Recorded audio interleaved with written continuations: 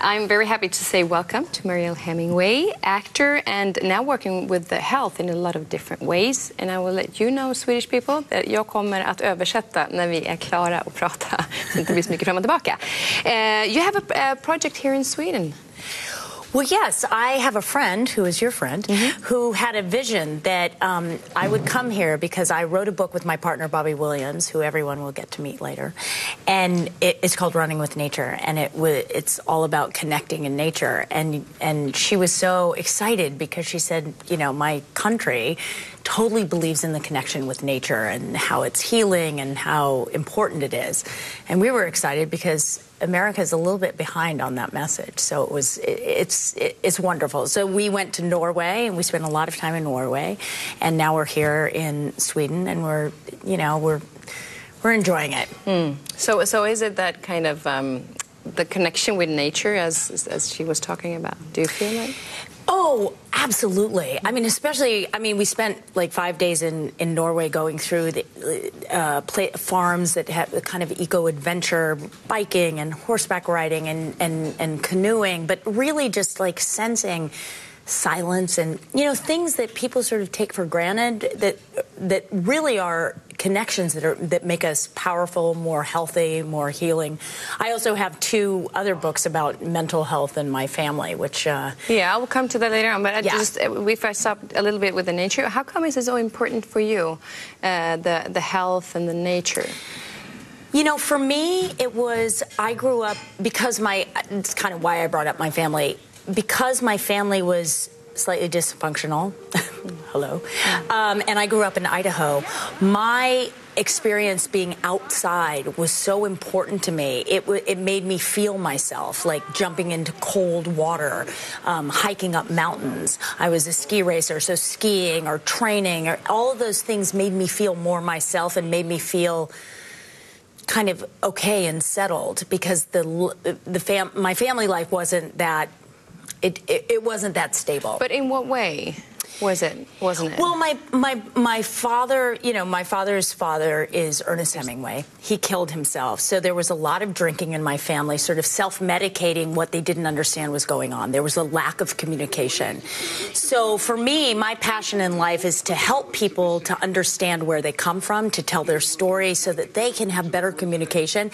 And I think a lot of that has to do with our connection with nature. And nature is the food we eat, it's the air we breathe, it's the water we drink, it's the thoughts we think, it's how we start our day, it's how you move, it's everything we do. So all of that balance makes for mental balance. You know, finding the balance of the body helps your brain to be more balanced and healthy, and you're able to figure out, you know, what solutions work for you. Yeah, so that part has become very important to you, which I do understand with your background. But if you go back, we saw some pictures from Ernest. What do you know about it? Because he died like 4 months before. He died 4 months before I was born, but obviously you grow up in a family like that, you know about your family legacy. There are 7 suicides in my family. My grandfather committed suicide. His father committed suicide. My grandmother Hadley's father committed suicide. So even on the other side of the family, a great uncle committed suicide, a great aunt, a cousin, my own uncle, and my sister Margot Hemingway also committed suicide. So that was sort of this legacy that I thought, oh my God, this is something I have to overcome. What do I have to do? You know, is this going to happen to me? So that's it. You're seeing clips from a movie that I made called Running from Crazy, which is a documentary about my delving into my family history, to my heritage, to understanding, you know, why I've made the choices in my life that I've made. Because so how come you made that choice? That you didn't go the same way as the other? I think that there's always somebody in a family who decides, you know, the buck stops here. I don't want this to continue on.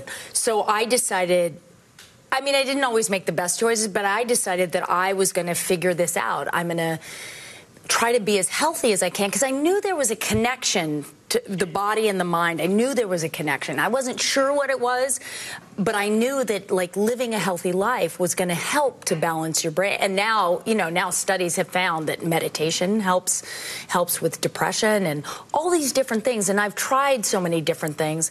Bobby, my partner, who you'll meet later, he was instrumental in helping me understand that working out in moderation and doing things in a different kind of way also brought balance, so it wasn't extremes. When I met him, I learned about like sort of balance. Yeah, and he's in play, exactly, because I saw something. I think that we have the pictures here that you kind of start playing and you say something about that you didn't do that as a child.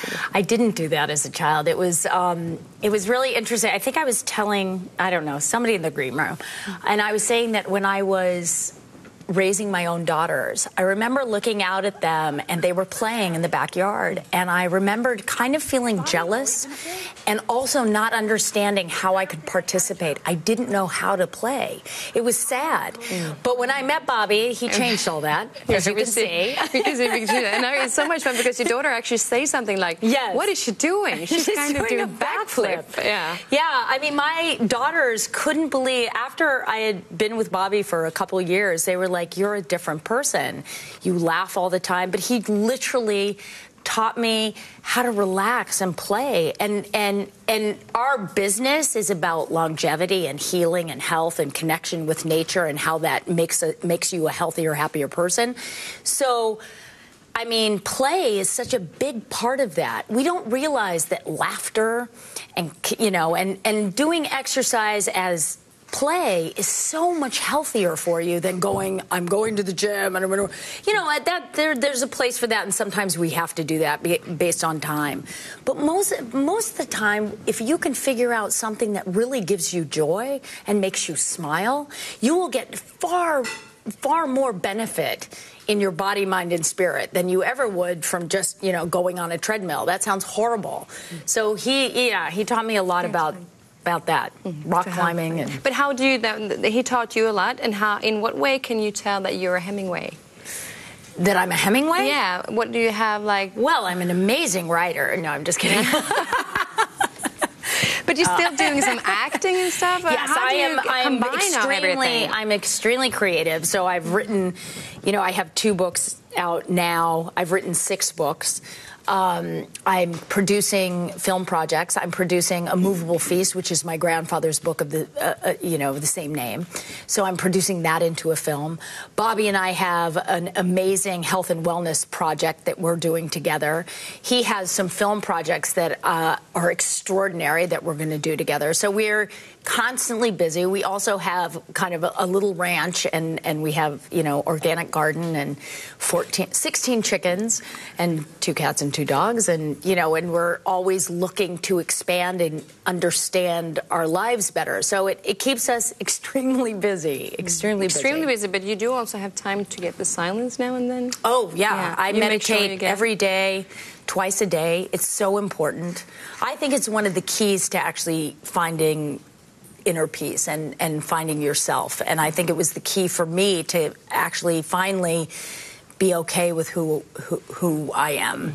It's wonderful to have you here. We will meet Bobby later on. I'm just going to try to translate this beautiful woman. I don't know how I'm going to try to figure this out. Mariel, hon är här i Sverige. De upptäcker ett projekt där de reser runt i Norge och Sverige, naturen som connectar, som vi kommer väldigt nära.